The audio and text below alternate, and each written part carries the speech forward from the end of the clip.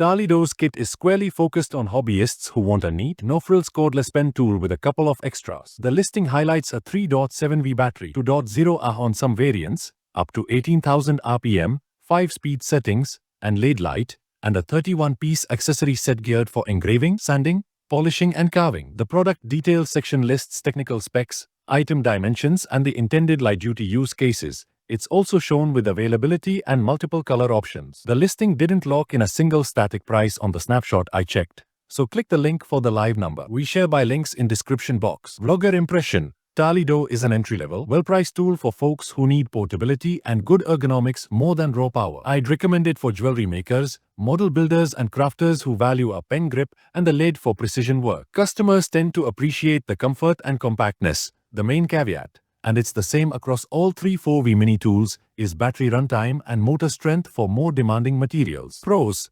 comfortable grip, LED, USB charge, compact size. Cons: limited top RPM compared with higher voltage models and a smaller accessory kit. Good for detail hobby tasks. Check the product page for exact price and color choices. We share by links in description.